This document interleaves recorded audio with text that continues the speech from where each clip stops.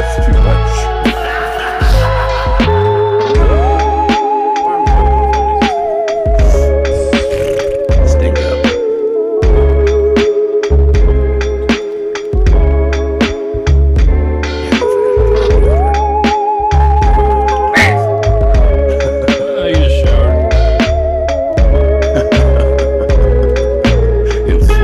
Surprised whenever I smell beat up because I use Mitchum, and that shit worked like 4 days.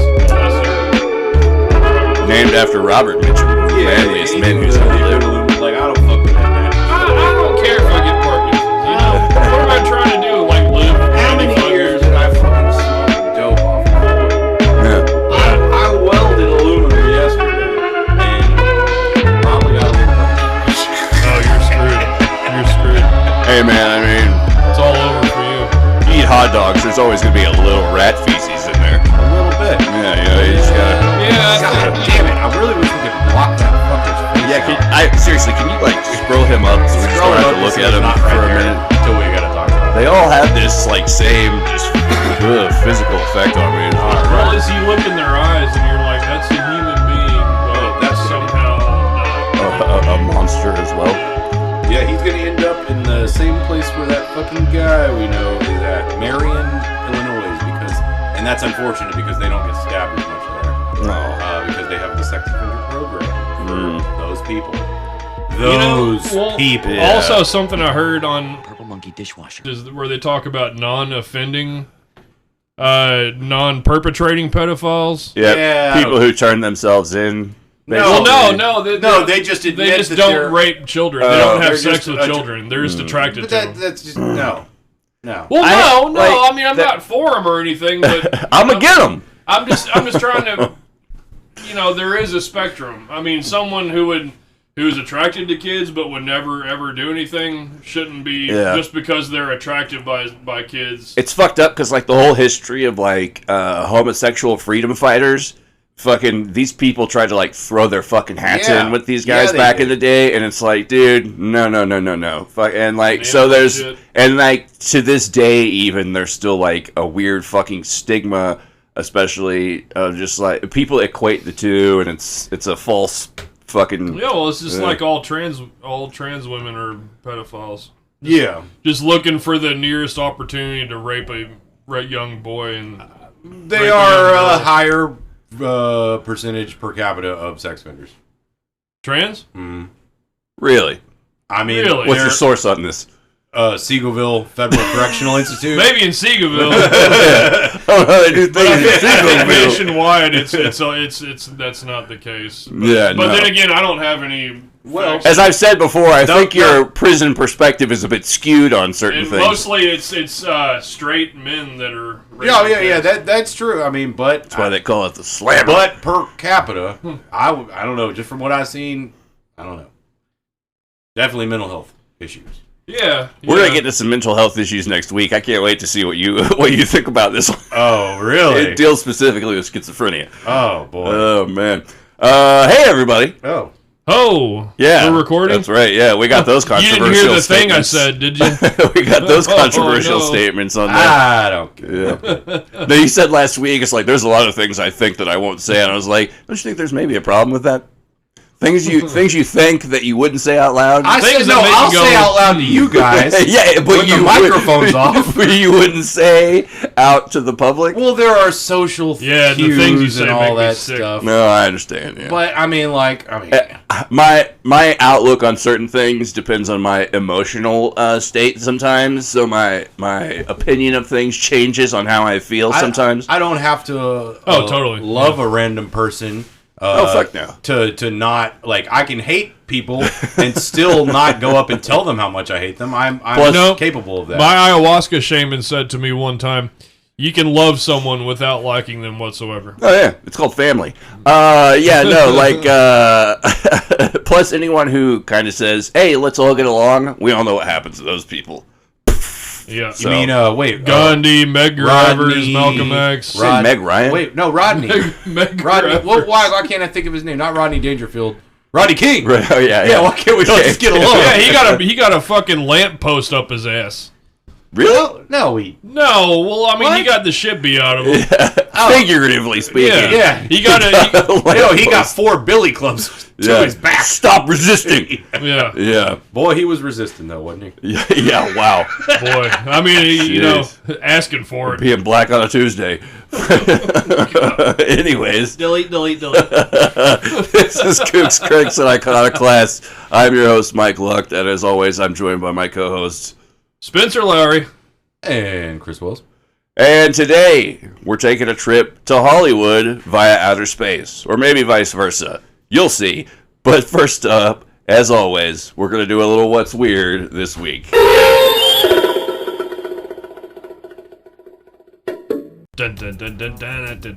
like to go first? It's on Spencer. I go first. That's the rules, okay? Yeah. Clockwise.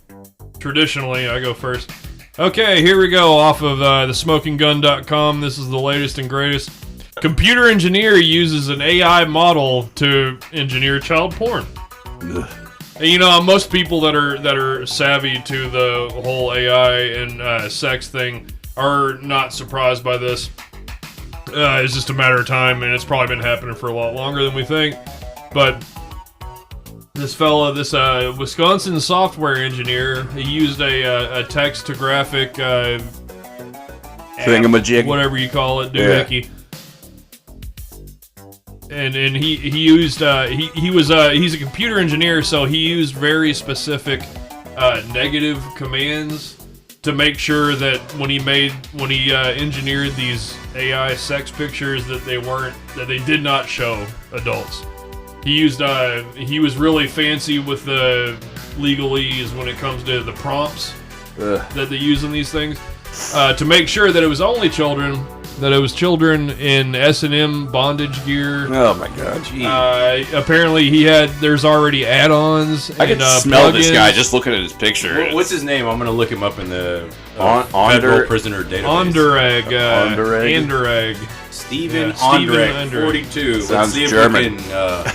Hopefully, some of those people up in the federal correctional system will make sure he don't see 43. That's just the tip of the iceberg.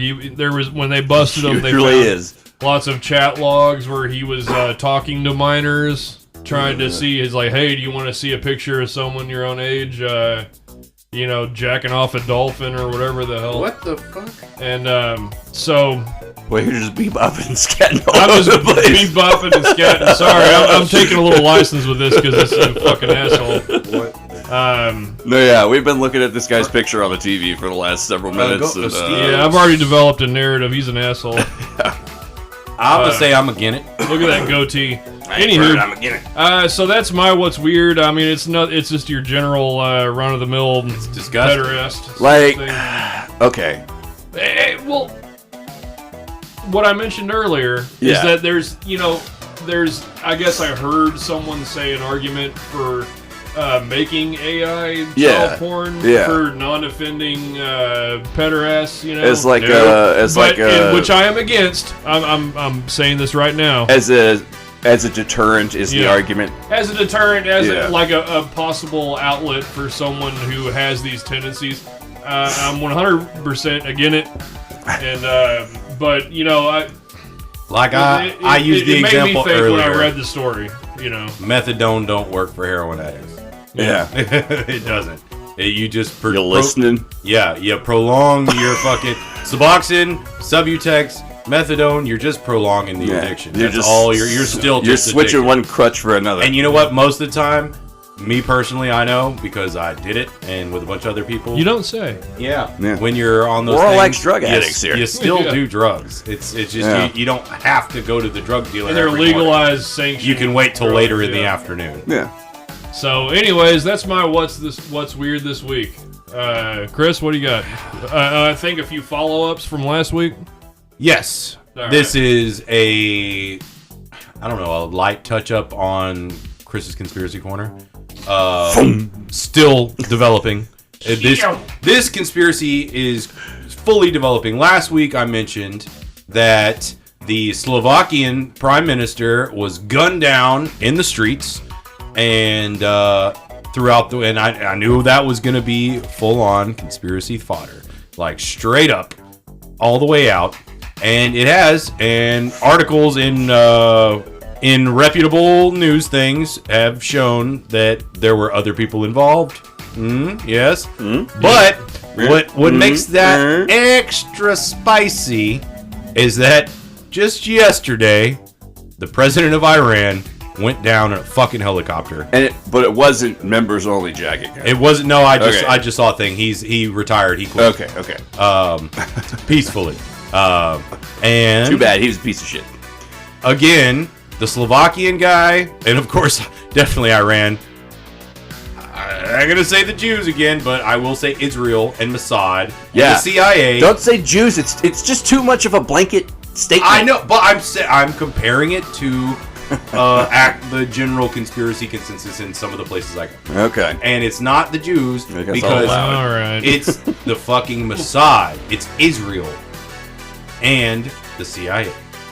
The Western military industrial complex. All of them, yeah. All their fucking, with their space lasers and the fucking armor. Yeah. Did y'all hear Biden came out? I had to throw the space lasers. Yeah. It was something about Biden coming out and saying it's that not genocide. It's not a genocide. No, I sent the article to you. Spencer? I sent the article today. Well, it's funny that you sent that because I saw the same exact article. Oh, that was the one you sent. Yeah, because I was talking about how the International Crime, ICC, whatever that acronym stands for, they wanted to International Criminal Court. Yeah, International Criminal Court wanted to put out a warrant for the arrest of Netanyahu for war crimes. Yeah. And the United States was like, no. Yeah. That's our homie. I'm not backing that play. Yeah, it's very interesting.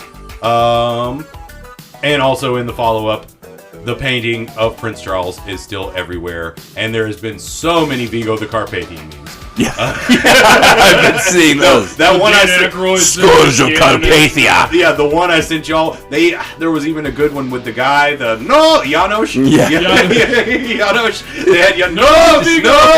No, he just misses his Carpathian kitty. Yeah, exactly. And so that's funny conspiracy memes. I will bring you the funny giant conspiracy. Now, the fact that Iran, who I guess really doesn't have anything to do with the Ukrainian. Actually, no, Iran's probably. I think they're sided up with Russia, aren't they? I have to look up on that. I'm pretty sure Iran and Russia are like, yeah, we're cool, you know. I believe so.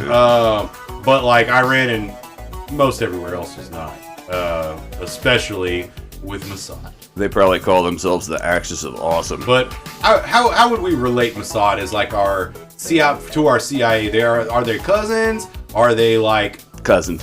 Yeah, actually, that's probably the perfect word for it because most foreign intelligence, like MI6 and the CIA, are cousins. That's what they've always called each other. But are they cooperating competition? I think they're more cooperating competition. It's both. Yeah. Because it's like with these intelligence agencies, it's always like, how can we be the first ones to get our hands on certain information and use it to our advantage? Like, at least that's how America's always been since World War II. So, well, I think it's like what she said. I think they're working together, but begrudgingly. It is very coincidental, and there is going to be more. This is going to a fully developing current conflagration. Bubbling shitstorm. I mean, really, just the fact that the fucking president of Iran just died in a fucking helicopter like goddamn Stevie Ray Vaughan or whatever. Or actually, no, everybody's comparing it to Kobe. Because Kobe crashed. Stevie Ray Vaughan. I was going to say the Big Bopper. Stevie Ray just fell out of the helicopter, right? I don't know. Did he? I think he fell out of the helicopter. He did so much cocaine he thought he could fly. Kobe crashed. So, yeah, I saw a lot of memes today with Kobe and the Iranian president meeting. Not the same.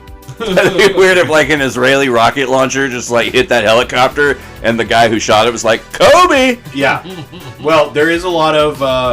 one of the main conspiracies I saw relating to it on Twix today was that they have already... Because they said it was weather that took them down. And now if you look on the weather map for yesterday, like to see what it was, like the satellite imagery, it's already been erased. What did you just do? Sorry. You tweaking? No, I turned it down a bump because his voice was picking up on yours and I was just... Okay. Sorry. That's okay. I put it back. Yeah, I lost the thing in the cans. Anyway, so it's a very developing, it's interesting. It falls into I don't know, this is real life events, actually. It's not even just conspiracy. This is all crazy. Yeah, but there's, of course, going to be conjecture out the wazoo. There's so much conjecture, but at the same time, stuff like this is, we are living in, we've always lived in turbulent times. Every time has been turbulent. Yeah. But, who was it, what guy got fucking killed right before World War I? Franz Ferdinand? The Archduke. Archduke. Somebody got assassinated. Well, a couple of people are getting assassinated. The Slovakian guy, nobody really knows who the fuck the Slovakian guy was unless you live in Eastern Europe. But the fucking president of Iran? Yeah. Iran's got fucking that oil money, bro. Bomb, Iran.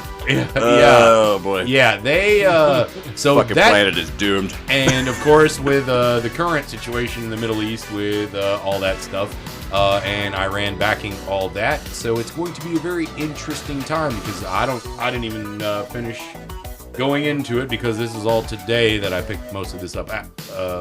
Yeah. And so... Nothing good. Hey, but we live in the good old US of A, right?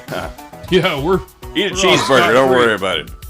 I will. Oh boy, I'm gonna. Well, here's some good old escapism, I guess. Brought to you by Jim Beam. So, maybe you guys have heard this before, but did you know that there was a nuclear massacre on the planet Mars? Yeah. No, I'm just kidding. No. I mean, like it's radio.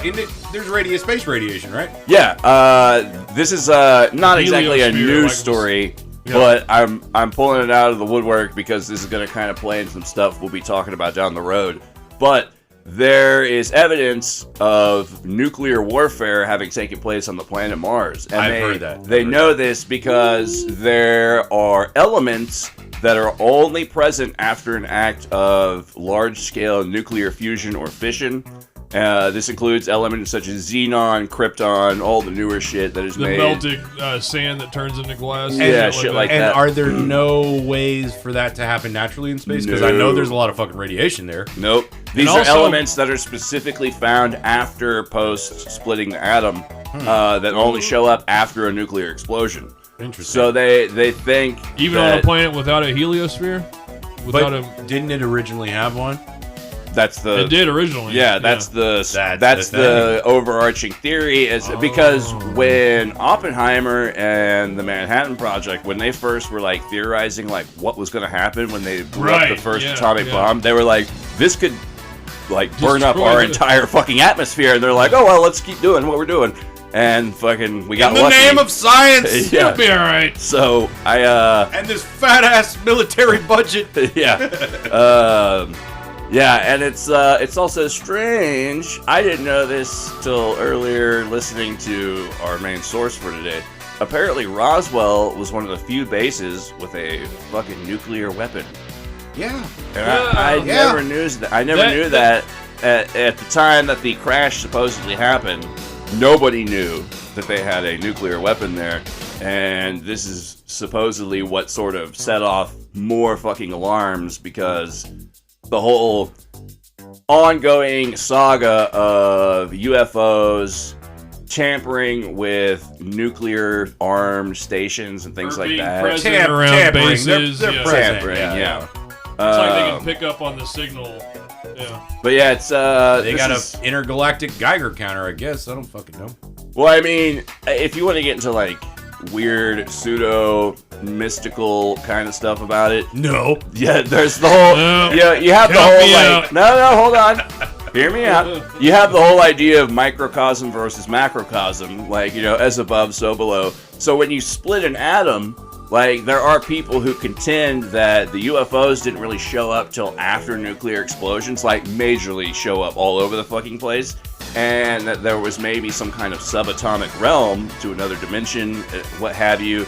Weird quantum physics shit where we split the atom, it opened the atom to another dimension, and all this shit came flying through. All right, now where's the bag of Vita or whatever, all that shit? Because Basically with the theories of the nuclear war in the Indian, what are those called? They're not sagas. The Puranas or whatever. I forget what they're called. Sagas was the Indra's Dart is what they're referring to. Yeah, Truman actually supposedly made a statement about how, like, when the nuclear bombs were going into testing, it's like, we're awakening ancient technology, etc.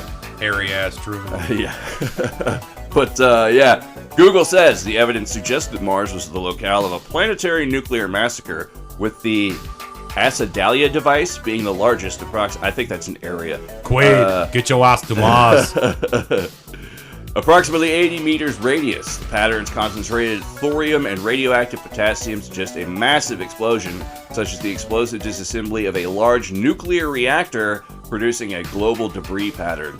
Plus, I don't know if you guys know much about, like, NASA and the Mars probe pictures that have been coming back, but they're mostly bullshit. Like, people have been finding the exact same pictures out in the fucking desert on Earth of what's going on with NASA, but NASA's been known to fucking lie and bullshit. I know. They rely on funding, so, I mean, obviously... I know, but that's what... It kills me because I'm in the conspiracy world, and I like to think that we did land on the moon.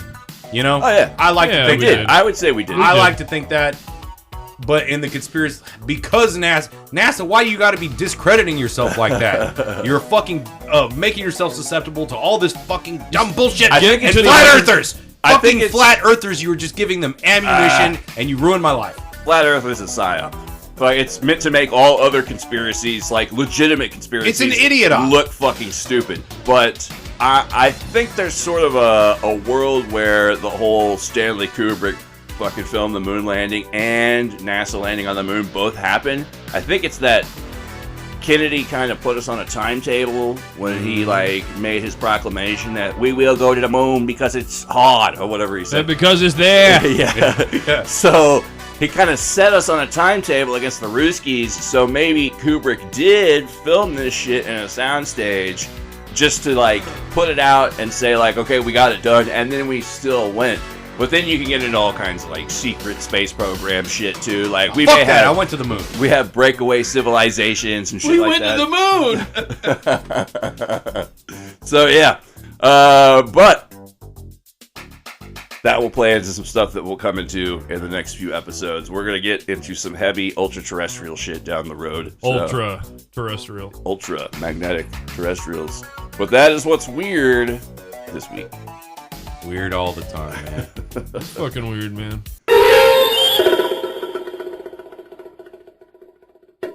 So today's episode, we're covering a dude, like, we were going to cover sort of Gene Roddenberry and this other guy named Leslie Stevens. But the more I looked into this, there's this dude named Bruce Rux'S who wrote a book.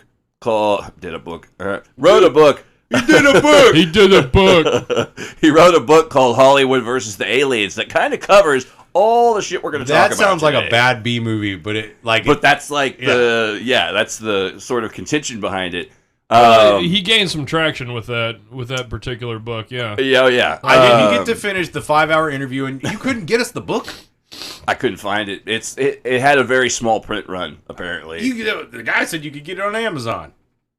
Yeah, well, that was like what? When was that interview? It was 2009. Done? 2009. So that was when it was just like a book website. Yeah. I don't know. We gotta check the bookstore down the street. Yeah. Most of our information from this is going to come from two main sources. A 5.5-hour interview that Bruce Rux'S did with, I believe it's called Banal of America, which is actually a pretty awesome show. We're going to look into him a little more, too. I was impressed with that. But yeah, we'll post the link to that. And then there's another fella named Christopher Knowles who considers himself sort of a modern synchro mystic. He looks into, like, imagery used in movies and TV shows and, like, how it conflates to various Illuminati conspiracy theories, etc. Awesome fucking website. It's definitely food for thought. I also suggest checking it out. But those are our main sources today. But the overarching idea that we're covering is Hollywood, misinformation, disinformation, and soft disclosure of UFOs and alien interaction with mankind through mass entertainment media. And the differences therein between misinformation, disinformation. generally speaking, misinformation is just wrong. You're just wrong. Disinformation. But it's usually coming from what we heard it described, it was coming from a reputable source. Yeah, he has kind of a different take on it. Because, like, generally throughout most conspiracy literature, disinformation or misinformation is just wrong. And then disinformation is intentionally wrong to I guess, lead you off the path or whatever. Right, yeah. He kind of, like, he delineates it a little further and says that, like, misinformation is fairly accurate information. I think I may be getting this vice versa, but fairly accurate information from a ridiculous source. Like Gilligan's Island may have some kind of, nuggets of truth. Then that's what it is. And then disinformation is that something comes from something that is legit, that comes from a ridiculous source, so that when you think you're on the right path leading from that information, then someone will say, like, well, that was in Gilligan's Island. So then you can be like, well, okay, fucking you're right, that's stupid. So there's different ways that the people who are sort of imparting this info through mass media, and there are tons of fucking intelligence agency and Hollywood connections. Like, that could be a whole episode in itself.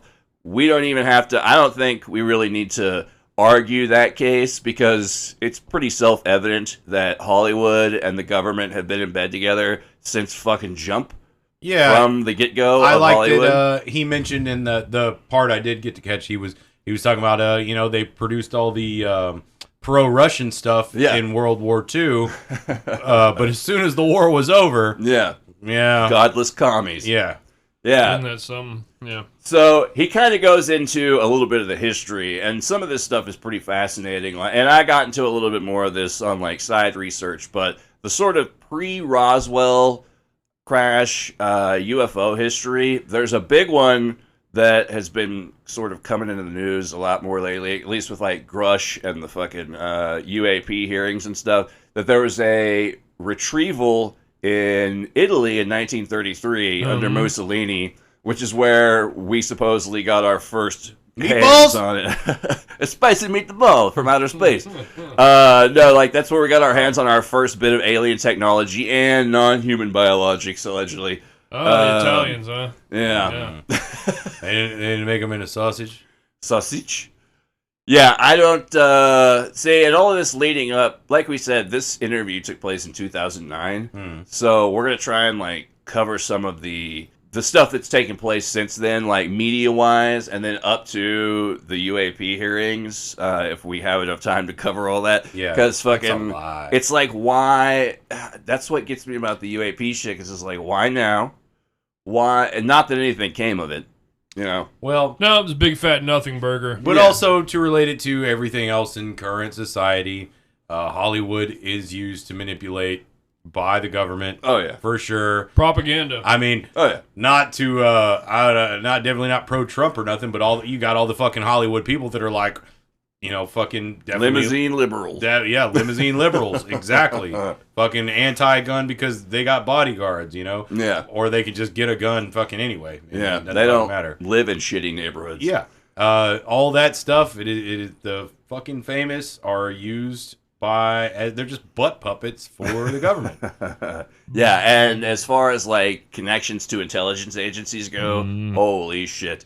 Two of the main topics we're going to talk about today are Gene Roddenberry and this Leslie Stevens dude. Now, Leslie Stevens, we'll start with him because I think he's first in the chronology. But this is a guy who ended up writing, producing, directing a few episodes of The Outer Limits. And The Outer Limits was one of the first TV shows that sort of brought an intelligent approach to alien contact, human-alien interaction. A non-condescending approach. Yes. See, that's one of the huge main things also. It's like, it's not just disinfo, misinfo, and soft disclosure. It's also ridicule. Yeah. Ridicule and denigrate. Yeah. Like, if you go back and watch, he talks about all these different, like, 60s and 70s TV shows. Like, I can remember all the way up to Married with Children. The Alien episodes are always like stupid and silly, and it's just like, yeah, he's talking to little green Alf, men from for outer God's space. sakes. Think about it, yeah, Alf, but also Back to the Future. You know, he goes back and he sees the science fiction book, and he dresses just like that to like manipulate and like make the person look stupid. Yeah, like, I'm a fucking alien. You're gonna do what I say. You know, But see, that's almost like a microcosm. which he had to we got to talk about some shit Crispin Glover get did, Jordan but not right now. to fly. Oh God, I can only imagine. That'll- So yeah, a lot of it is meant to denigrate and just mock. So that's been like the overarching plan. But to he also, delegitimize. yes. Yeah. He also points out though that you can see differences in the entertainment media that talks about UFOs and alien contact between different administrations.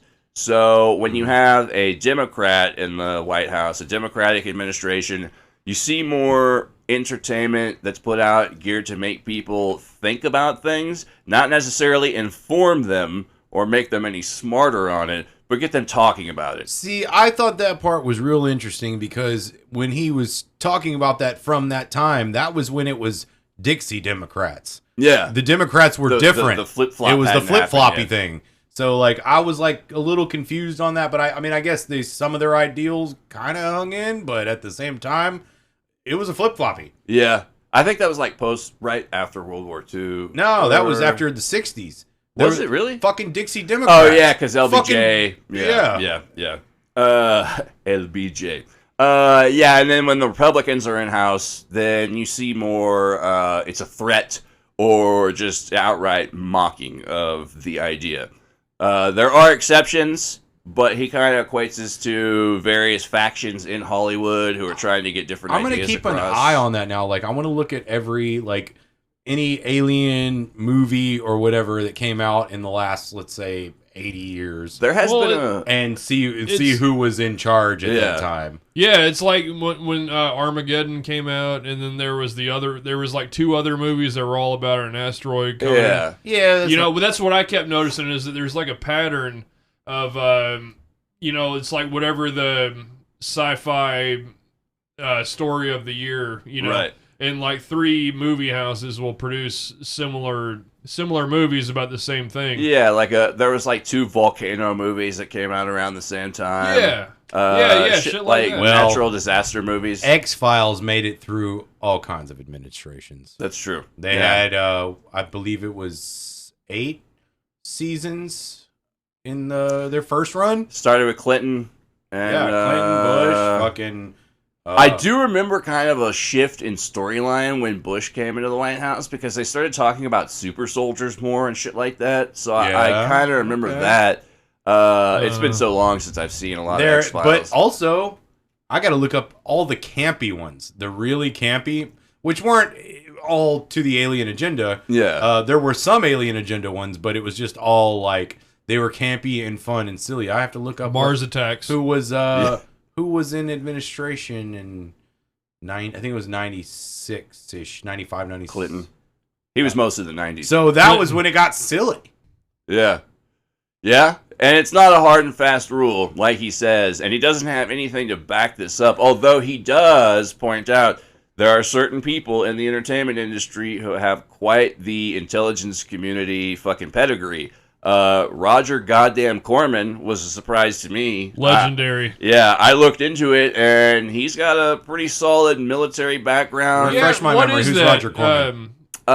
He did like Easy Rider and all kinds of. Oh, like, he made all of these people famous. Like he started out with like shitty B movies, and like he worked up to Easy Rider and the weird, prequel silly for that. sci-fi bullshit, and then kind of broke into legitimacy. We'll say.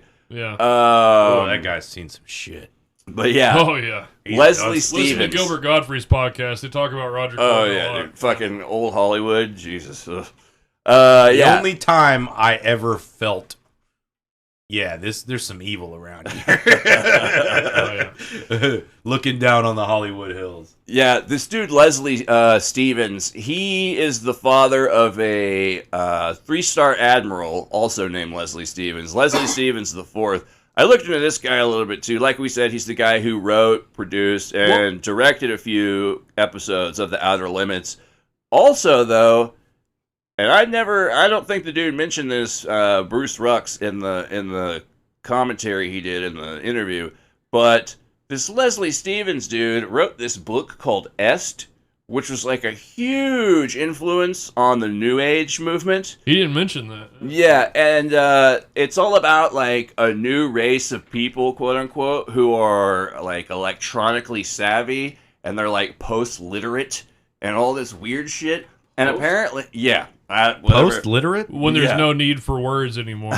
Something like that. He like listed several people who were like contemporary examples of what he was talking about, like R. Buckminster Fuller, who's like a famous mathematician / kind of weird dude. Malcolm X. I don't know. Those are the only two I can remember off the top of my head. But like this new type of person that was coming around that were like exemplars of a new age in the world. And Est, E-S-T, also went on to become like a weird... I may have this kind of mixed up because I don't remember exactly, but I think it's also related to... God damn, there's this crazy like 1960s California like Xavier Institute for Gifted fucking people, but it's like a hippie school. East Salem. Indigo Children. Yeah. Kind of, yeah. It's the same concept, yeah. Man, think of all the weird, just random, like the small shit that we don't even know about. Like, I know. In all those time period, like everything from the late 40s to the fucking 90s. Yeah. There's probably just a really whole lot of fucking small time shit that is so fucking bizarre, and they were able to keep it under wraps. Yeah. Oh yeah, East Salem was like a whole like testing ground for like new futures and people who wanted to live in space and shit like that. And a lot of that kind of stuff, like how we've got these dickhead millionaires trying to go off into space, this stuff is couched right in I mean, that. if I fucking was a billionaire, I'd try to fucking go to space too. Yeah, I know, you have that personality type, I can see that. Oh yeah, totally. Yeah, I'd try to just fucking fix things here, but whatever, that's too fucking easy, I guess. No, it's easy. It's impossible. Humanity is shit. Well, yeah, with that attitude. I don't think anything's gonna get better. Yeah, So like I said, we're all fucking doomed. It doesn't matter. Yeah, we're all doomed. It's fine. We're all gonna die. Live up. Your children are fucked. Sorry, I'm breaking it to you now. Hey, I have the children. Yeah, I know, and they're fucked. He's fucked. Poor bastard. So yeah. Or things will just continue as they have forever. No, people will just kind of fucked, and people grow complacent. It's just what they do. It's not even. It's not. Well, it's think about when someone you love dies, and then just you move on. Yeah, that's what it is. Yeah, I mean, it's just, everybody is just like I've said a million times. We're all just everyone trying dies. the fucking best we can do. Yeah, and this is the best we got and the best we can deal. So fucking make the best of your situation. I'm the best right fucking now. So another important figure in this whole overarching narrative is Gene Roddenberry, the famous creator of Star Trek.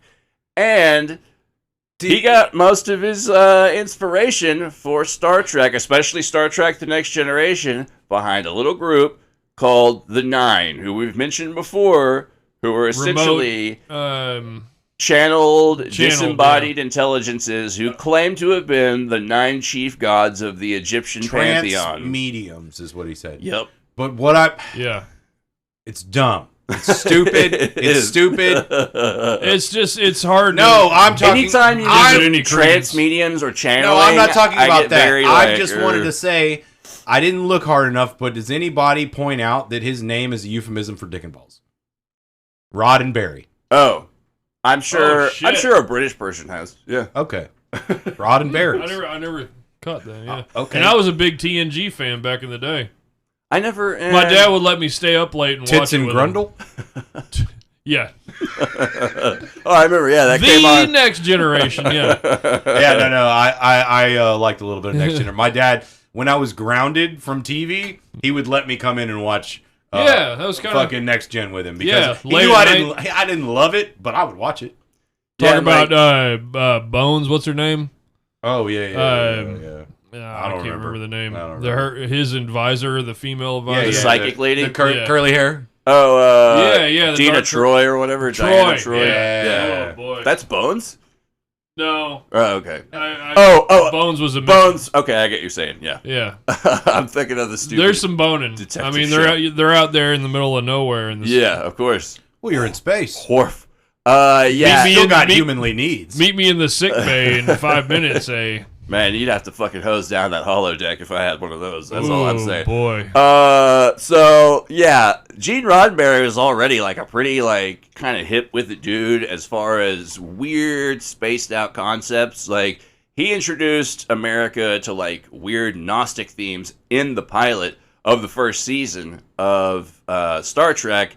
Because they encounter a planet with these psychic aliens who are like projecting an illusory landscape, like the Matrix. That's what everyone fucking always brings it to. But that idea has been around forever. That's what it is. It's been around forever. But I will say that dude was an overachiever. Like he was a fucking World War II fucking vet. He fucking flew planes and shit for. Roddenberry? You didn't know that? No. Well, you didn't look into the man?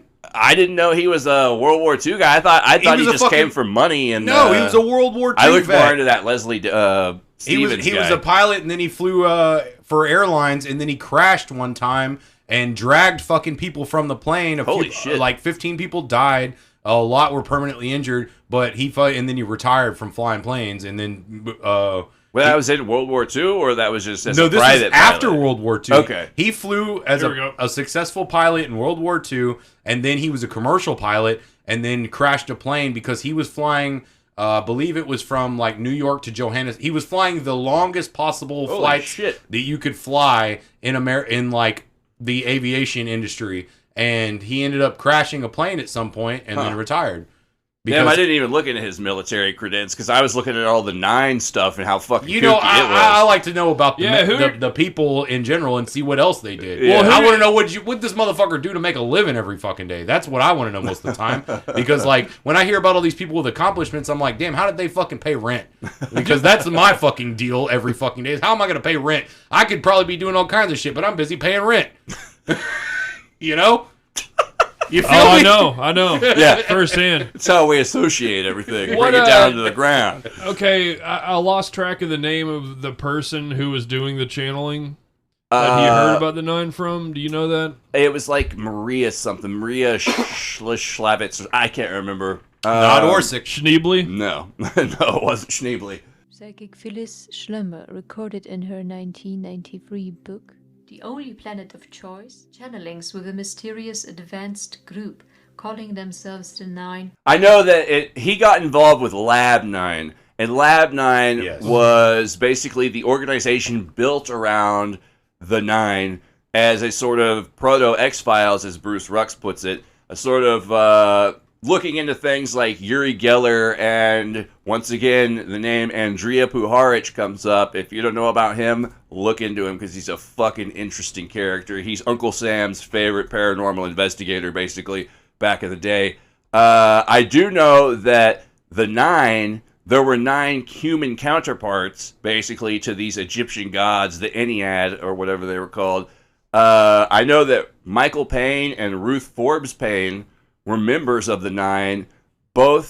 I believe both of them are strongly connected to Bell Helicopter, a.k.a. the defense industry. All of those people were... They were all moneyed and fucking... That was the interesting thing about the Rux'S guy, is that he worked for fucking Wackenhut. Yeah, that too. I hadn't even got into the... I started the first couple episodes of that octopus thing on Netflix. Yeah. And that was all Wackenhut. You know, fucking Danny Casolaro, that whole case is that's fucking insane.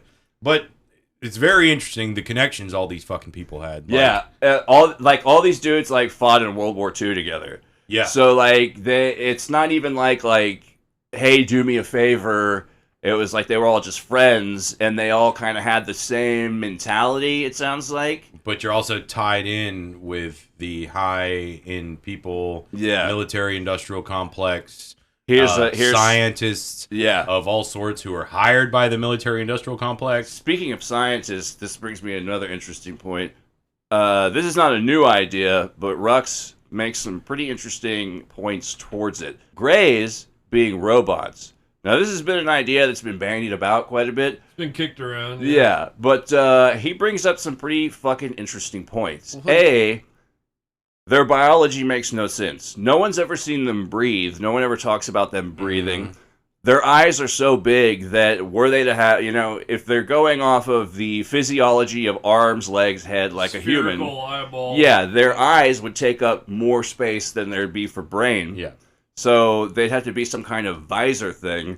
And he was also using depictions from people that have been abducted, and they saw that the eyes were like solid. And also their skin, that it didn't wrinkle away it was like normal plastic. living. I would think from an evolutionary standpoint, you only get big giant eyeballs if you're like nocturnal. In the dark, mostly. Yeah. Like bats and shit. So how the fuck would these aliens function in our sun-blasted fucking world? They would have to have some sick fucking Ray-Bans. Like welding goggles and shit. Yeah. Pretty much. Or if you're going off of the Roswell crash story, like these things, their eyes would have been gone instantly, like rotting out in the sun. That was picked the out thing. by vultures and shit. A few hours of not being alive with an eyeball that big, and your body's not pumping moisture to those giant eyeballs. They're gonna. Yeah. I mean, my eyeballs dry out. Fucking, I'm walking around and I'm alive. And I have little eyeballs. Red eyes. Yeah, exactly. Dry. Not only that, but something that has been brought up today in a lot of UAP discussions, how these ships make these like 90-degree turns and just defy physics. Any kind of humanoid biological being inside a ship like that would be liquefied. Yeah. So we can understand. Yeah. I mean, any kind of. Yeah, like unless they like come from. They would have to have their own gravitational field inside. Yes. They might not even have molecules or cells or DNA or something, though. That's what I like to think about. Yeah. I don't know. Maybe it's a shit we can't even possibly comprehend. We're looking at alien life from the humanoid model. Do y'all remember that movie with the kids that had the carnival ride and they turned that shit into a spaceship? Explorers. That movie. I fucking love that movie. That was a great fucking movie. Yeah, River Phoenix is in it. Yeah, but what they did is like... it has the ball. It has the little ball. Yeah, that's made from the Tilt-A-Whirl fucking car. You're only in your own little orb, and that's how they were able to fly around all fast and crazy. Yeah. Because their craft had its own little sphere, what's the thing around the world? Personal field of physics. Yeah, it was like a force field. Yeah, force field. Yeah. Fucking. There are. And they talked about that in the show. That's what allowed them to just. Yeah.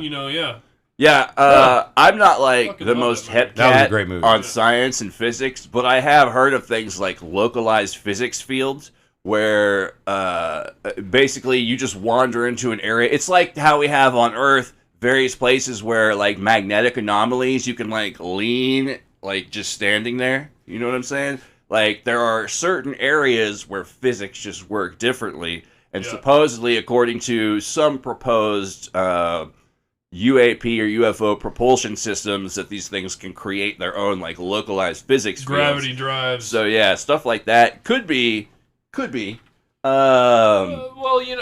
The whole robot idea, though, what really intrigues me about it is that if these are like drones, basically, it's who's controlling them and from where.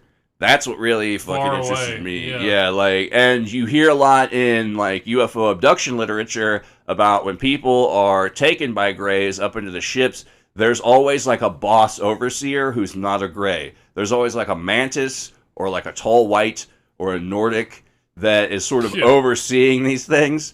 I won't get into the Nazi UFO stuff, but seems pretty. I've read a really. Y'all should read what's it called? Closer Encounters by Jason Reza Giorgiani. It is the most concise Nazi UFO conspiracy I've ever read. It's pretty right on the fucking money. Send me that book. But yeah, so he talks about that. He talks about how Mars is a reoccurring thing as well. Like, that's why I kind of mentioned the atomic explosion thing earlier as well on what's weird. He goes into, and this is sort of always, I thought, been an apocryphal story, but Nikola Tesla allegedly was talking to Martians through radio telescope or radio transmissions, and he didn't want to tell anyone because they were like, they'll think I'm crazy, which they did, until Lord Kelvin, where we get the measuring system for temperature. Absolute zero. Yeah, came over and was like, I think he's right. And people were like, okay. And then years later, in, I want to say 1926, They had the first radio telescope thing. Let's see, what was it? Francis Jenkins. Mars was the closest it had ever been to Earth in quite some time. They set up a radio telescope relay and also had a global-wide day of radio silence so that no one would fucking pick up on anything, allegedly. And they established contact and received some kind of multisyllabic words and phrases transmitted from Mars, but they have no fucking idea what it means. Couldn't decipher them, but they were like syllabic, like humanoid kind of speech. Mm-hmm. Yeah. Mm-hmm. Let's see. That's fucking Tesla. Yeah. Look, all right, I'm looking at this. His health decline of Gene Roddenberry. Yeah. Alcohol, methaqualone, methamphetamine, Dexamyl, and cocaine. Oh my god. Yeah. So he,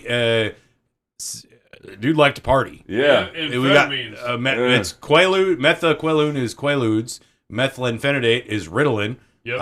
Dexamyl, I'm looking it up right now. It was only available in the UK. Or no, okay, no, it was available. It was a barbiturate mixed with an amphetamine. Oh my god. Party! Dude, that sounds... Yeah.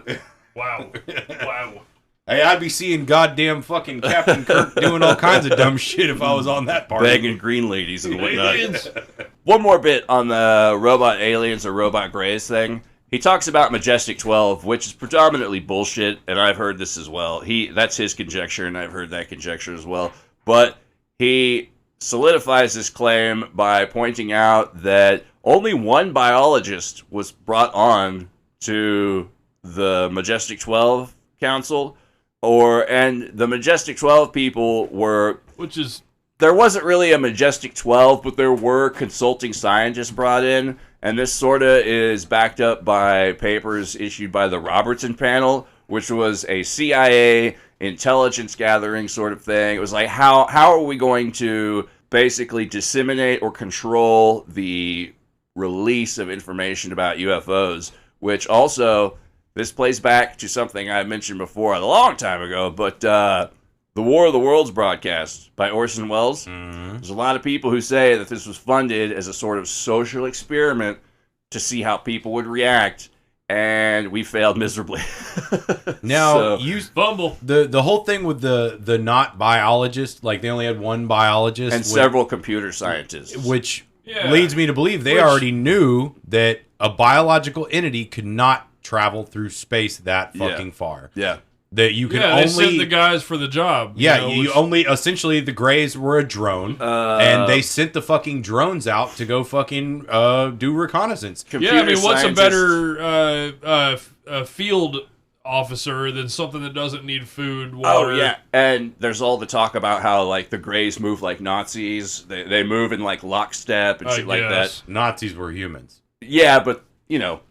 Very uniformly. Goose-stepping. Yeah, just beep, bop, zip, fucking all that. But the computer scientists that was a weird comment. I was like, I don't know. Like, there's lots of military formations where they go. It's a military. That's mostly. I think that main one is from like the Betty and Barney Hill abduction because they liken them to Nazis. But there are other people who have like likened the movements of these gray aliens to very lockstep formation. And I don't know, most of that stuff more non-natural movement, basically. Which we've heard on quite a bit with the some of the Men in Black. Men in Black stories. Very herky-jerky movement. Real herky-jerky just people. Slightly not what you would expect for a normal human. And just for reference... And I don't mean Will Smith. No, that's... He got moves. See, that's weird. That's like a weird example. Oh my god! Okay, here I didn't even think of that. But yes, Men in Black. Yeah, they're like a cool police force who is just watching out for us. So they're trying to like paint them as like superheroes, basically. Yeah, but really, we didn't even they're hiding everything. We're fixing to get into all that. That whole thing, they're hiding it. They're hiding it. It's soft disclosure. I mean, that's one of the reasons that Hollywood is supposedly letting some of this stuff out. They're hiding it from us, but they're rubbing it in our fucking faces. Just for reference, the computer scientists who were brought in on the Robertson panel / MJ12, whatever you want to call it, Jan van Neumann and Vannevar Bush, no relation, both famous computer scientists, as well as Jacques Vallée, who was later on, he wasn't like involved in these panels. Yeah, he was in it. Let's spend 5 minutes getting that fucking figured out. Vallée, whatever. Fucking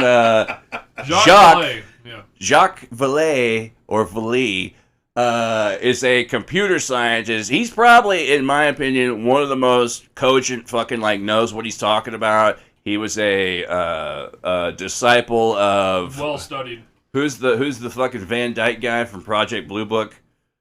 Not Dick. No, not that one. Nor Jerry from Coach. God damn it! That guy was Dingle cool. Quackenbush. Coach.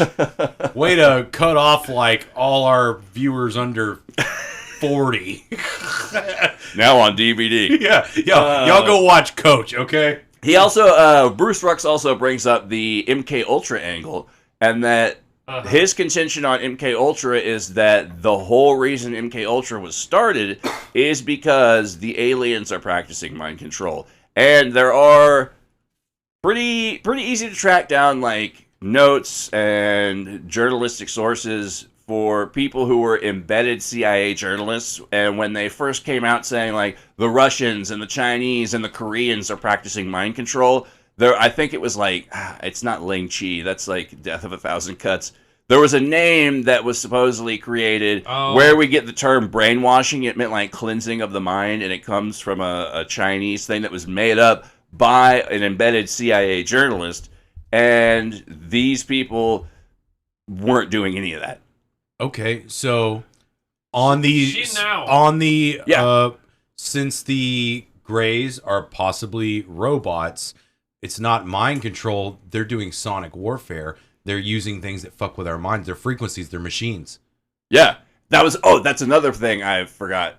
All the people who have encountered Greys and talk about how they like talk in like clicks and beeps and shit, like they sound like birds, kind of. It sounds like a fax like machine. Yeah, it's like dial-up modem. Dialing up. Yeah, fucking. That was another interesting frequency manipulation to again to cut off our viewers, our listeners under 40. You can find it on the internet. Yeah, go Google old internet sounds. It's probably on a meme somewhere. The Chinese term "ji now" wash brain was originally used to describe the coercive persuasion used under the Maoist government in China, which aimed to transform reactionary people into right-thinking members of the new Chinese social system. Gotta get them motherfuckers thinking right.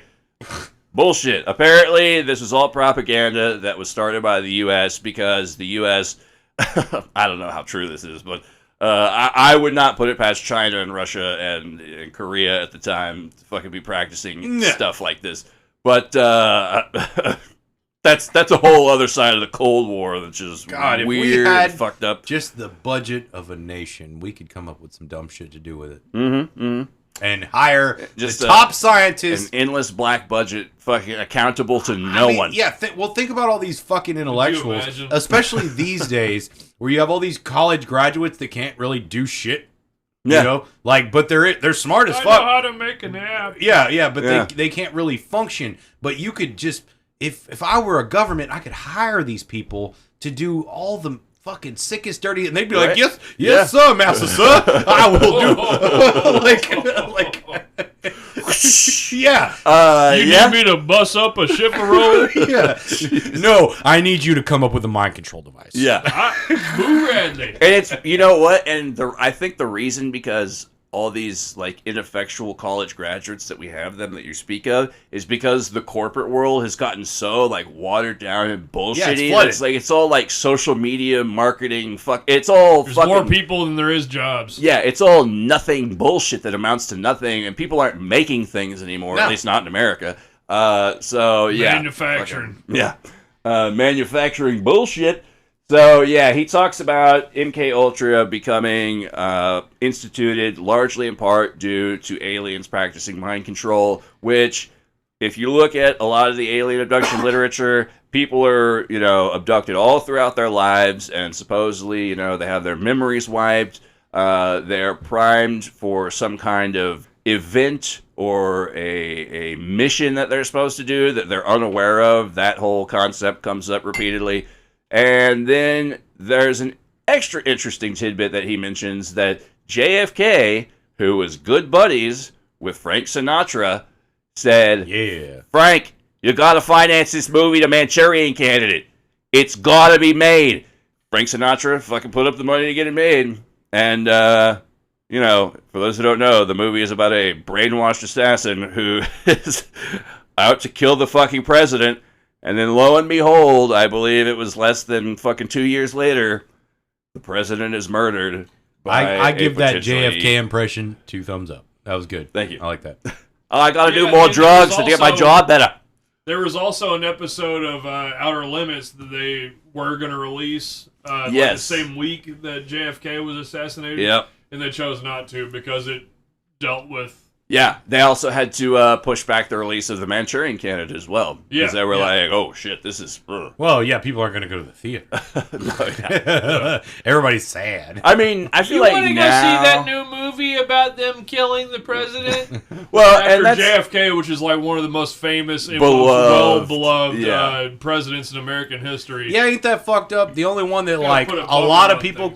kind of got behind. Yeah, like he was like a idealist, hopeful fucking figure, youngest president we've ever had. I really think he had the best interests of the country at heart. Oh yeah, yeah. I really do, and that's why he was off. He had his appetites. Yeah, but most men of power do. Every one of them do. At least his were with adult women. Yeah, that's true. I think any president who would be murdered today, most people are like, huh, yeah, how about that? Well, I just checked on the Truth Social and I didn't see anything about it. I got to get up on that Truth Social. I want to see some dumb shit. No one's going to believe the president's really dead. No, that was his fucking body double. It's fine. Oh, yeah, they still ain't come back, man. JFK and his son were both supposed to appear in our fair city. What the fuck? I still don't understand all of that. QAnon bullshit. Yeah. Okay. Okay. That's why I'm not. It's not on my radar. No, it's beyond Q. It's a QAnon offshoot. I have to find this goddamn conspiracy theory chart I found. What do they say after he doesn't come back? They just move the goalposts. That's what they always do. It's part of the plan. That's their slogan. It's part of the plan. Stick to the plan. We're a part of the plan. That's the plan. Where we go one, we go all.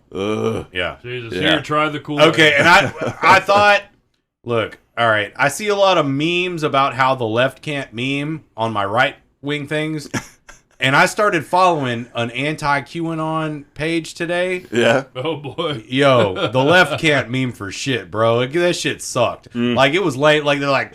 Trump fatty orange, like that's all it basically was. It was like, I was like, well, y'all are obsessing about this motherfucker just like the other motherfuckers are. Y'all are just as bad as they are on the other side. Unfortunately, that is a fucking huge issue because most people are getting their goddamn political beliefs and opinions from fucking memes now because it's a bite-sized, it's the least fucking amount of effort and work that you have to put in. Well, you just look at a fucking comic book, like one panel, and it's like, and fucking now you got your whole fucking belief system filled in for you, as opposed to looking at the complex nuances of cyclical history. I'm sorry. Well, Mike, that's why I say I don't give a shit about society. Like, all the people are doomed. Left wing, right wing, they're all fucking idiots. Because chicken wing, turkey wing. Let me show you this goddamn anti-QAnon super left wing shit. It's fucking ridiculous. They're like, Joe Biden's such a good president. No, they both need to die. There's all these elderly people that need to die that are in charge. We do need young blood up here, motherfucker. Let us get another 36-year-old fucking president and don't let him drive through Dallas, please. Does the fucking president have to be 72 years old? 82. 80. He's fucking 82. See, and that's why Trump is a young man. Isn't Trump only like 1 year younger than... He's 3 or 4 years younger, something like that. They all, like I said... Biden is a turnip. You should not be able to be a goddamn president unless you can win a fight with the other guy. Yeah. You know what? I've often thought that's how we should fucking select our presidents. It should be on the stump. Viking rules. Back in style. Inside the octagon. Yeah. We need to bring it back. I'm sure. I mean, I don't know. You should at least be able to ride a fucking bicycle. Catch a football for fuck's sake. I don't know, something manly that requires some fucking energy or womanly. Yeah. Or a woman. No, yeah, woman. Besides baking a delicious meal, women can catch. Misty was our roast. Women can catch footballs too. We got a sweet roast in the oven over here. I forget which episode it was way back in the day, but like I dug myself into a corner of like, I mean, the Jews could take over the world if they wanted. It's not like they're not able to do it. Like I was like, somebody help me out here. I've dug myself into a fucked up corner. Anywho, It's all right, Mike. You got me now. yeah, I know. So Not you, babe. let's break into the examples here, and these are some of the really interesting bits about what Bruce Rux'S talks about. This is what his whole book is about. Like we said, there's Star Trek, and also if we didn't mention Star Trek: The Next Generation, like all the characters are based off like the main 9 gods. Like he even mentions that Worf is based on Anubis, and even named after a dog going woof. I didn't agree with a lot of his liking the Star Trek characters to the fucking the ancient Egyptian gods. Yeah, They were like, It's it very- was a stretch. You got to have some comfy shoes. when you're playing with archetypes like that, it can get very fast. What I wanted to send to you guys that I know I've watched it before, but it was years ago. But Ancient Aliens did a thing on Gene Roddenberry in the 9. And I wanted to I meant to send y'all the episode. I had a lot going on, but Too busy washing your tights. yeah. I mean, they got to stay fresh, don't they?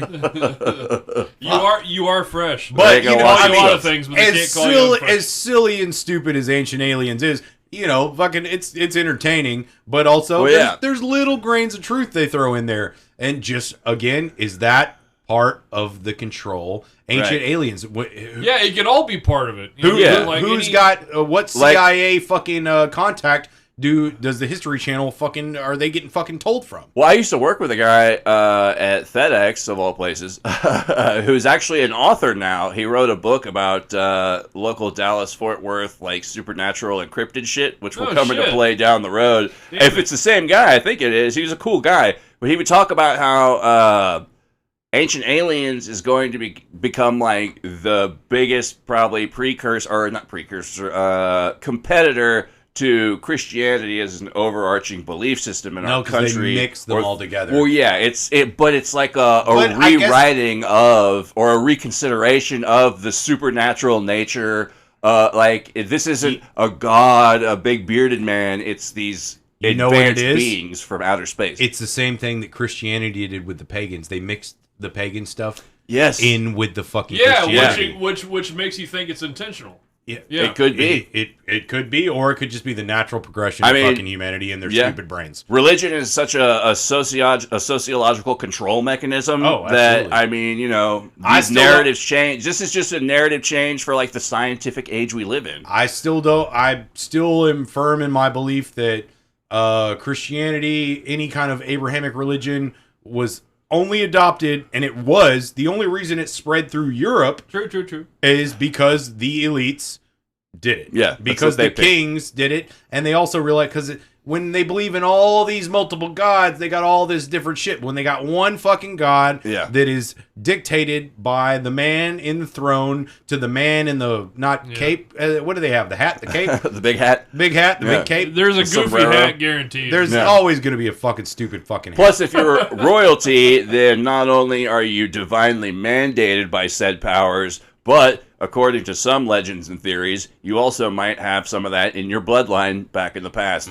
So there's that as well. Yeah, chances are one of us is related to Genghis Khan or Genghis Khan. I think we all are probably somewhere in there, but that's only because he did so much fucking. So yeah.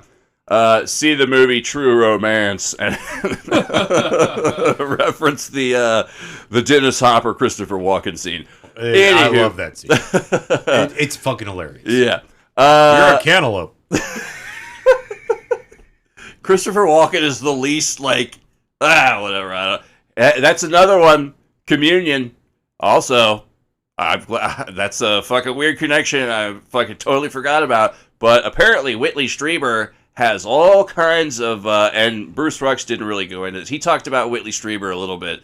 But Whitley Strieber has all these fucking weird, like, he talks about screen memories and shit, which is like a reoccurring concept in, like, abduction literature. But he's got so goddamn many in just Communion, the book alone, that are related to like weird law-breaking shit that he did in his college youth, his misspent youth, that has all kinds of weird MK Ultra type implications. And there are lots of people in the UFO subculture, like writers and theorists and exponents, etc., who talk about him being a fucking CIA plant.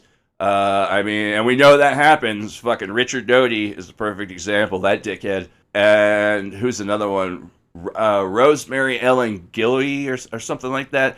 She's a lady who's been on fucking Coast to Coast tons of times, and it turns out she had fucking intelligence ties, and she also ended up mysteriously dead, if I'm remembering correctly. See, now, my thing with all the weird, like, the high-end people, like, high-level people, the geniuses, the scientists, all that related to intelligence, but then later kind of flipping there is a correlation between people with high intelligence and fucking going insane.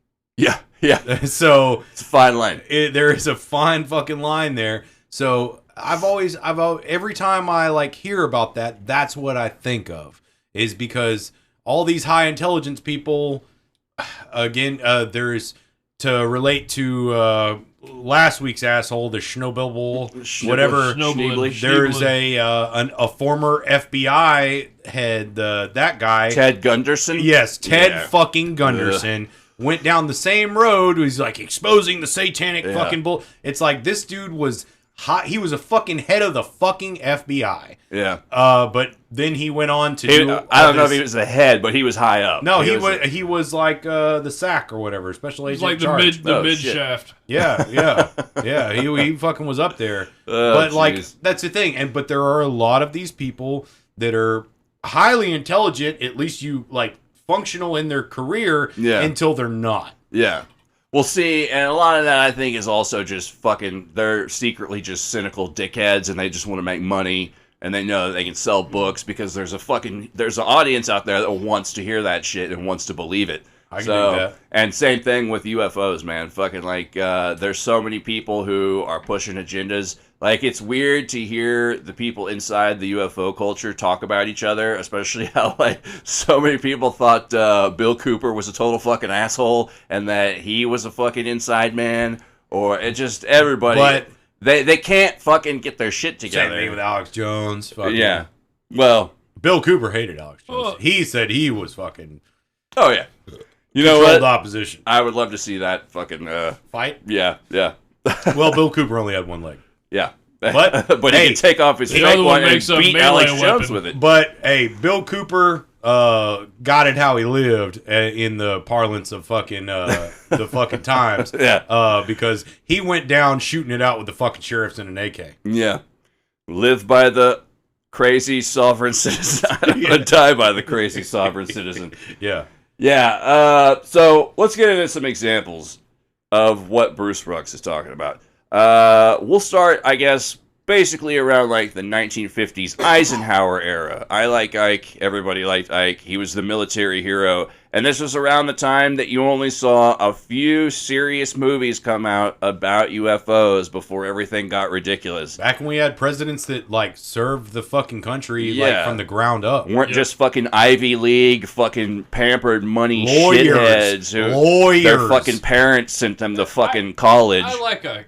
Yeah. I mean, he fought for the country. I give it up for that. He went to goddamn West Point. Yeah. Like his whole fucking thing, his whole life was dedicated to serving the fucking country. And you could tell on his way out that he found some shit out because he delivered the whole Western military industrial complex speech. Yeah, he cared. And he was like, oh shit, I see what's around the corner and I need to warn the fucking country. And he filled in Kennedy on a lot of fucking things. A warning not heeded. A warning not heeded. Yeah. Did you say beep beep? Beep beep. I'm just hearing what I want to hear. So are you hearing the aliens beep beeping and click clacking at you? Yeah, click clack and ding dong. They're making all these social media apps.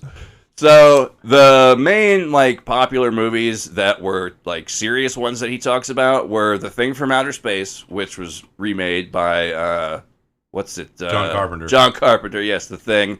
What was the other one? War of the Worlds, Invaders from Mars, and I think there was one more. Orson Welles. Plan 9 from Outer Space. Like that guy's last name. Plan 9 from Outer Space was like a perfect example of the ridiculous shit. Yeah, making it so laughable that like no one would ever buy into anything. He even mentions how Ed Wood's movies... Fucking Itchy and Scratchy cartoon. Yeah, Ed Wood's movies before that were fairly cogent and had like plots that made sense and people were speaking in full sentences until Plan 9 from Outer Space came out and people were just blurting out random bullshit.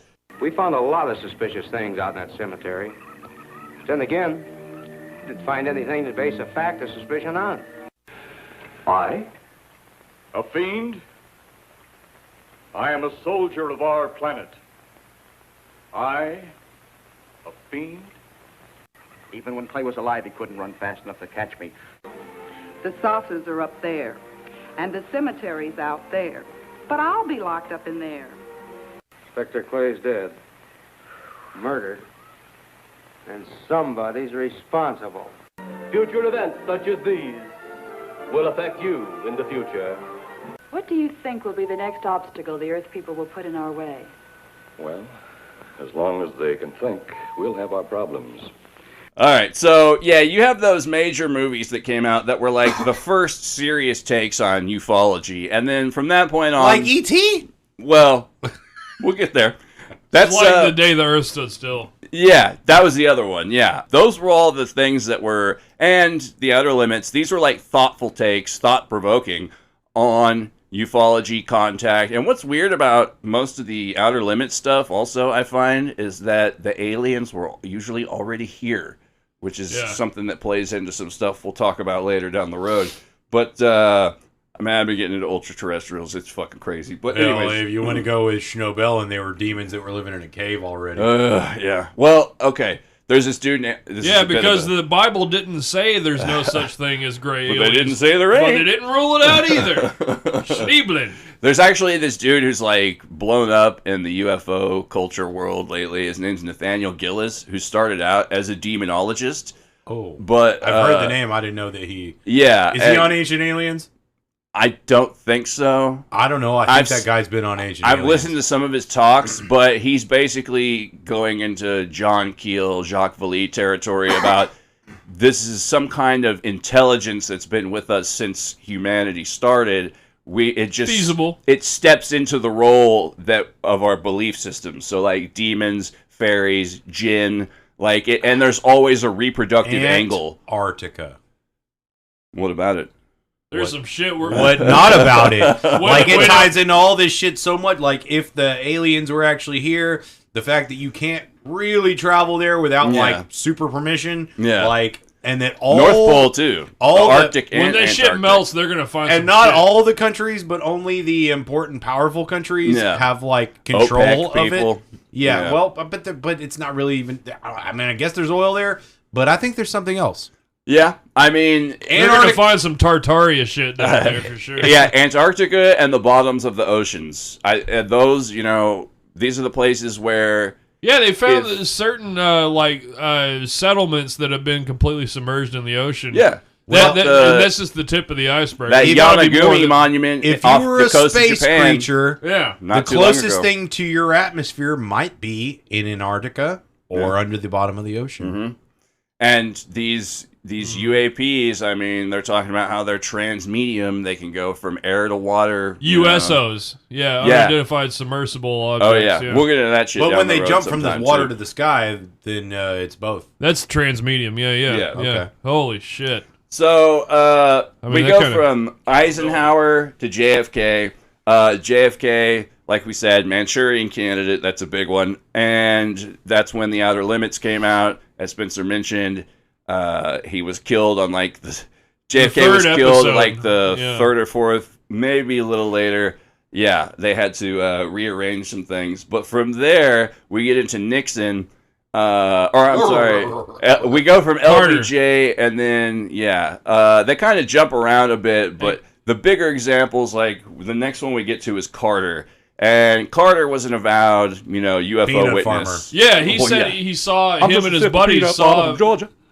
some fucking lights, you know, and he was with people The who last also saw it. honest man politician. Yeah, he's a hell of a guy. Yeah. But he talked about, like, while he was running for office, he shared his experience with the UFO, and he actually got him some votes too. Yeah, it did. It totally did. And he totally claimed that he was gonna work to disclose. Yep. And let the American people know. And he earmarked $20 million for a disclosure program. And back when that was money. Yeah, and later... It's about the time that a certain movie came out with a little Richard Dreyfuss. Yeah. I'm Richard Dreyfuss. Yeah. Jaws? You're going to need a bigger bitch. You're going to need a bigger UFO. Close Encounters of the Third Kind. How much was the budget on that film? $20 million. Yeah, I remember that. Yeah. Let's see. And also during the Carter administration, towards the end... This is a topic that I've broached before, but we didn't really get into. One of the scariest alien movies to ever come out, little film called Alien. Aliens. And if you haven't seen the original Alien, that film is all about rape. Sigourney Weaver's tits. Well, yeah, to a degree. But it's all about Sigourney rape. make me horny. There's a whole fucking rape, like weird sexual subtext. That even the writer came out. Yeah, the hybridization. I want to know how much. Well, which led into like the Prometheus and shit like that. But that's all ancient astronaut. But and then Geiger, Geiger created the aliens, and he also they couldn't look more like dicks and vaginas and just. Well, I mean, his famous the dead Kennedys used it as a cover. The fucking dicks into butts into dicks into butts. Yeah, or vaginas or whatever the fuck that was. Yeah, mural. Yeah.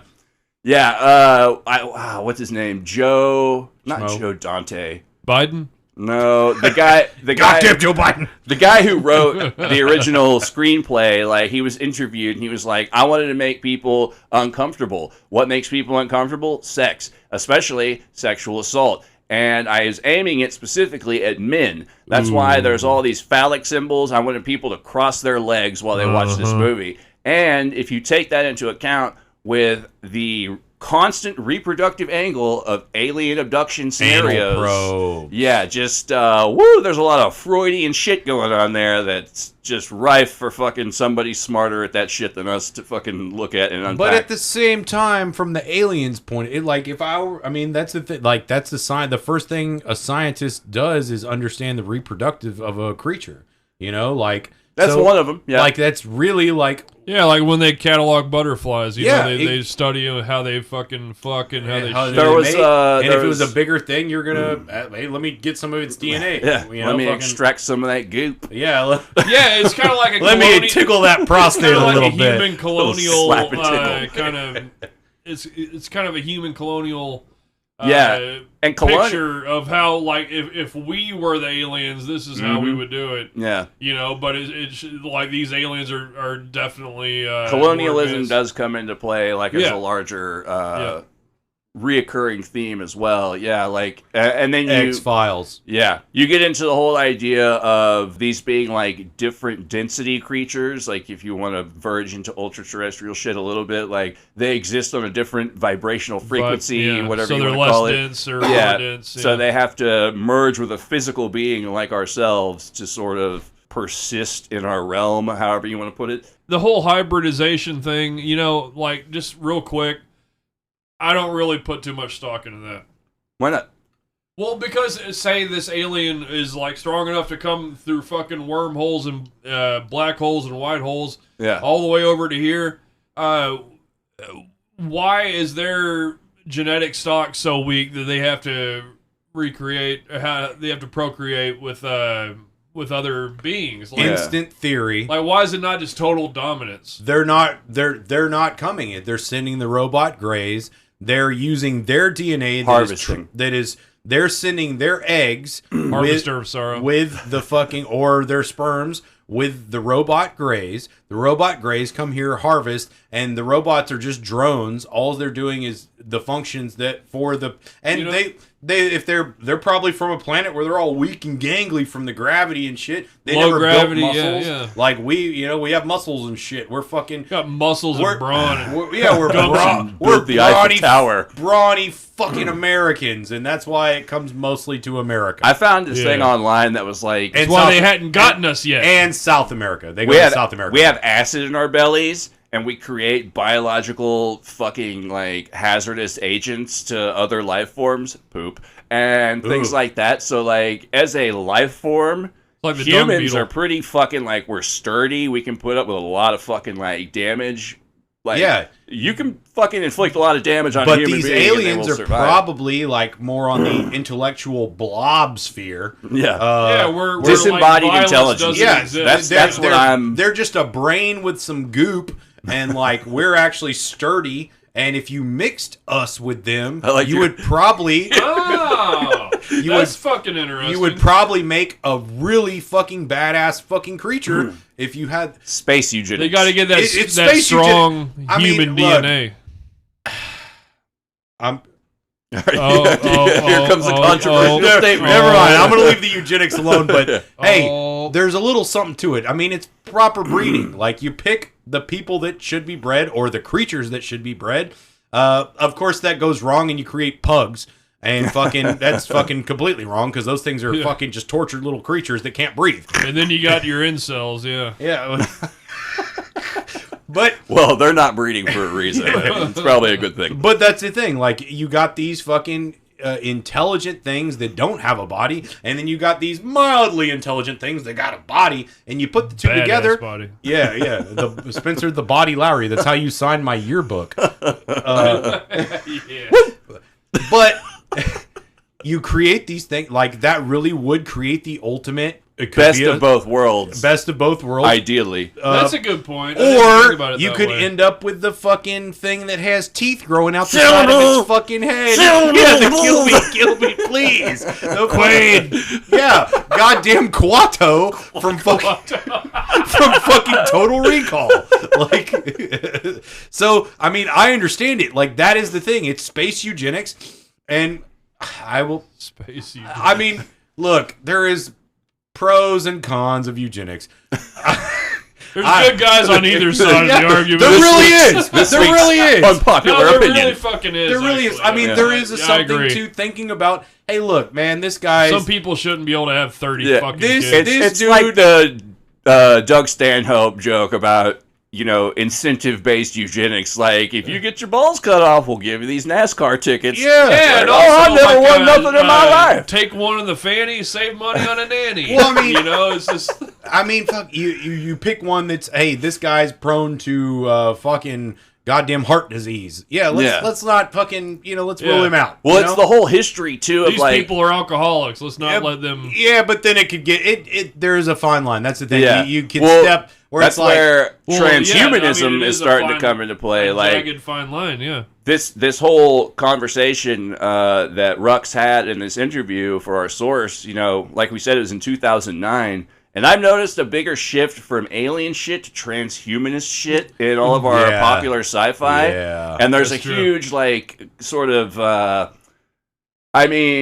are conspiracy theorists who have made the argument that there is a transhumanist Hollywood agenda, which I can see it. I can see it to a degree. You wanted me on the X-Files. Yes. Because I haven't watched it in a while. We did a rewatch over the past couple of years because there's a lot of fucking episodes, and we also watch other shows. But that is the whole thing, is the breeding program between the aliens and the humans. That is the main, what they call the canon episode, because there's canon and there's Monster of the Week. Yeah. Because they want our spunk. Because they're goopy fucking big-eyed fucking losers. They're smart, but they can't fucking kick somebody's ass on a Friday night if they have a few drinks, That's where our chutzpah comes. Yeah, exactly. So they mix the aliens with the fucking some ass kicking brawler, fucking, and then you got an alright, fucking middle of the ground fucking creature that can work in this fucking goddamn gold mines, the click-clock mines, but they could also possibly telecommunicate with you. Yeah, they can fall in love. And we may cover more in depth the transhumanist agenda down the road, because that's a whole other It's side beyond my thing. realm. I've got a couple books on it somewhere. There's people who've expounded on it. Yeah, I got some stuff on transhumanism. Yeah, sure. It is interesting. I think transhumanism only works if you have fucking money, much like the people who are trying to go to space and leave us all behind to fucking die of malaria or whatever fucking diseases we still have forever. Yeah, but really, I mean, what are they going to do in space? Nothing. Look down on the earth and be like, "Yep, yeah, It's going to be like King of the Hill alleyway in space. Yeah, and with then in George Soros, 30 Jeff million Bezos, years from now, when the next alien civilization, but they ain't growing goddamn wheat and barley in shit space, potatoes, so like they can't Matt even Damon. fucking make goddamn booze. Okay, but. How do you distill in a lower gravity environment? Well, see, that's with where the same water and alcohol. the whole Like it would behave totally different. I would imagine the yeast might actually like do an extra better job and make the because it has less pressure building up on it, so it can release the CO2 more. I'm sure those experiments have been done. The main problem that always I bet comes they up, haven't. the main problem that always comes up with extended living in space is that our bone density is affected strongly by it, because the lack And our of gravity, spinal cartilage and everything. Okay, it now fucks I us want to up. know if an astronaut on the space station ever made prison hooch. Because they don't send them up with booze. I think I've seen a few things where they give them like tiny bottles of champagne to like do a little Who's the celebration. first spaceman to fuck in space? I guarantee there's goddamn somebody to you. fucked in space. Yeah, I'm sure it's happened. I mean, how could you not be part of the like? What is that? You're up there for like months. How many on mile end. high club is that? A lot. It's not actually that high to be in space. I do know that it's only a couple miles. It's probably like 20 miles. There's been. I think it's about 20 miles. Of space. There's been Masonic rituals done in space. I know that. No. Yeah. Fucking the first guys up there. Fucking they did some Masonic rituals while they were in the ship, and I think it was Buzz Aldrin. No, Buzz Aldrin was the guy who was talking about the monolith on Mars. What was the other one? Neil Armstrong. Neil Armstrong, when he got back, did like a whole like jungle tour that was related to some weird ancient alien shit. He tried to find some like lost city in the fucking South American jungles. And I don't know if you ever watched the video of when the astronauts came back from space, the first three dudes, Michael Collins and the other two, but their fucking demeanor is totally changed. Like, they're all excited before they go. Now, that could be to like, the effects of zero gravity. Like, we did the thing, we fucking went up and now it's over and we're back on Earth, so we're kind of meh. I think it affects their body in a physical form, and that affects their mental state. Yeah. Well, yeah, but they're also just very like reticent, like they saw or experienced something that they can't talk about it. They're very like they went to fucking space. That's the fucking thing. Yeah, but they saw may have like a little fucking pea gravel. Well, yeah, but there's also theories that the moon is hollow, or they encountered. There is talk. I know that's a stretch, but there is talk that they encountered like weird sounds, and there's NASA recordings somewhere supposedly in an archive. Think of the dead silence. I don't think there is silence. I mean, they're in the rumble of their spacecraft in the machine, but I think they said they were hearing like weird music and like transmissions. Exactly. And shit. Well, I think that's just a matter of space, fucking whatever you call it, like space cabin fever. Yeah, and possibly, yeah. Well, there's recently a Japanese guy on the or Chinese maybe who was on the International Space Station who said that he heard knocking. Like deliberate, like dong dong dong, like, and he would knock back. He would knock back and get the fucking same knock. Resident, bada boom, bada bing. 62 miles. 62 miles is official. Apparently, in America, the U.S. military and NASA consider 50 miles space, but internationally, 62 miles of space. I don't know why they want 12 more miles, but they're like, nah, that's not enough space. To be space. So. 62 miles is the official. It's just enough to see the Earth is flat. But in America, 50 is fine. Let's see. The Reagan administration. Yay! Our Alex P. Keaton. Yeah. during the Reagan administration, he was trying to project this image of youthfulness and we're all in this together and we're going to win, even though things were probably more fucked than they'd been in a long time. He never mentioned AIDS in his entire presidency. Yeah, he's a piece I don't of know. shit. The 80s seems sick to me. Meh. The 80s were one of the darkest periods in fucking history. I know from experience, dude. Megadeth came out of the 80s. Slayer? Satanic Panic, fucking like it was just a Yeah, but that's still going on. I mean, wasn't the goddamn witch burnings a satanic panic too? yeah. That's true. History is cyclical. Yeah, it's gotten a little easier. Plus, History, like fashion, is cyclical. That's what I'm saying. All these people that have just like, oh, the world's fucking about to end. We're World War III. It's like, nah, it's been like that forever. Yeah, it's always the world's always been about to end. Fucking doom. But yeah, during the Reagan administration, you also have to remember that he was kicking about all these ideas of like, he came out and said like, I often wonder what would happen if we and the Soviets were faced with a threat from outer space.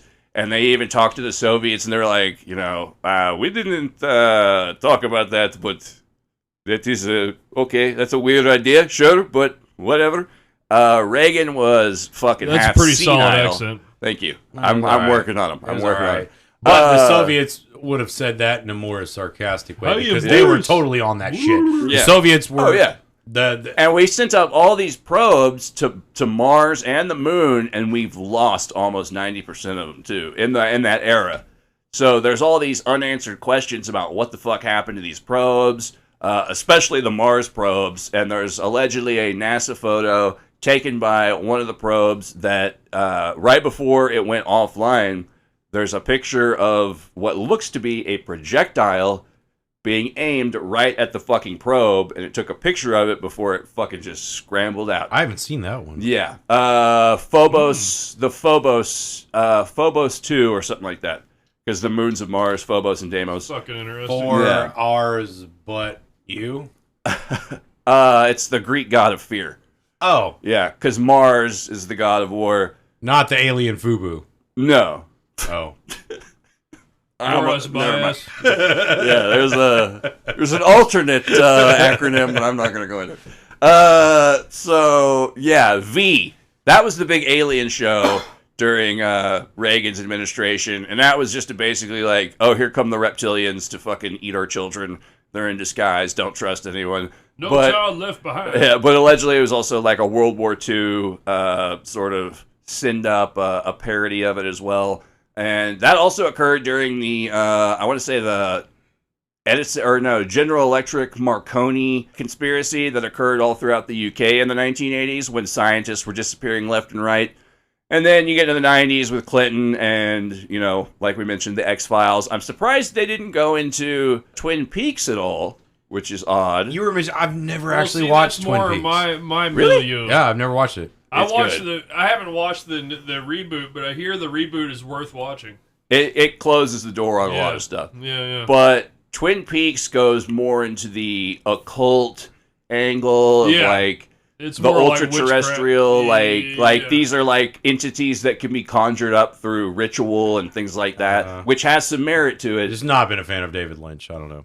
It's I'm not either, but I mean, it was on ABC, so it's not like total fucking like Twin Peaks Lynchian when wackiness. I was like 16. Yeah, I don't know if I could sit through it now. The themes, the reoccurring themes are pretty cool, and that's where you get like the owls are not what they seem, and like he worked in all this like crazy sort of. I like my coffee black as midnight on a moonless night. This coffee is fantastic. They had that chick, right? With the the things. Yeah, that one. Mm-hmm.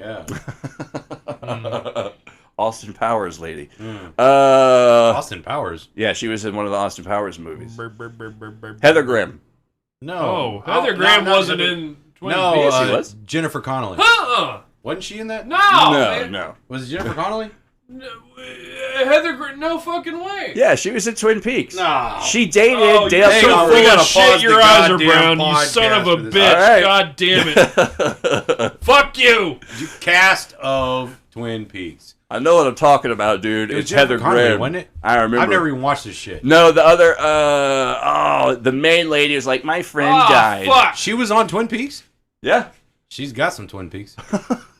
Well, folks, it's been about 20 years since I've seen the show. Yeah. So yeah, that's where Fuck Mike either way. Thank you. So that's where things kind of jump off to the point that, like we said, there's been a weird sort of twist into this whole transhumanist agenda, if you can call it that. We've been trying to like rack our minds, other than like Men in Black, like we mentioned earlier, the bigger sci-fi franchises. They mentioned Star Wars is basically just a straight 1-to-1 retelling of one of the Puranas, the old Hindu stories we mentioned, which is pretty right on the money. But yeah, we highly recommend listening to that 5.5 hours. The 5.5 hour interview. Duchovny was in Twin Peaks. Yeah, he played a transvestite. And Alicia Witt, I loved her. Dude, it's been too long. Yeah, it's a good show, man. Maybe I'll watch it. It's got a lot of crazy concepts that, now have sort of become like very commonplace, like a cult, like the Black Lodge and shit like that, like hints of Aleister Crowley, things like that. Anywho, yeah, check out the 5.5 hour interview with Bruce Rux'S, Hollywood versus the Aliens. I'll put it in the show notes. That's going to be it for this week. Next week, we're coming back schizophrenic. And I'll leave it at that. We'll see how I tolerate that. Yeah. It's going to be a weird one. This has been Kooks, Cranks, and Iconoclasts. I'm Mike Lucht. I'm Spencer Lowry. I'm Chris Wells. Catch us at kooksandcranks@gmail.com. If y'all got... Yeah, send us... If you're listening, let us know. Say something. Yeah. Tell me I'm an asshole. Tell Mike he's an asshole. You are an asshole. Tell Spencer you want to fucking I'm good. Juggle his balls. Give him a little slap and tickle. Stimulate that prostate. Look down the notes on our show notes. Regular prostate stimulation is good to eliminate risk of prostate cancer. Just facts are facts. You can do that from the front, not the back. Look down at the bottom of our show notes, and you'll see a support this podcast option. So, yeah, give till it hurts, folks. It's wouldn't hurt. And get us on the socials. Yeah. If y'all message us on the socials, I might use that shit a little more. All right. If you send us something that you want read on the air, help me to help you. We'll probably read it. I totally will read it. Yeah. So Kooks and Cranks on fucking goddamn Instagram, on fucking Facebook. We got to get the Twix thing because that's where all the dirtiness is. Yeah, well, we got to start updating better. Maybe I shouldn't be in charge of the social media. Anyway, it'll be show. I calmed it down. Yeah, it'll be show relative. As Mike was saying earlier, there are certain things that I will not say in public. Thank God. All for the best. Yeah, that's this week's show, and we will see you guys next week. Peace.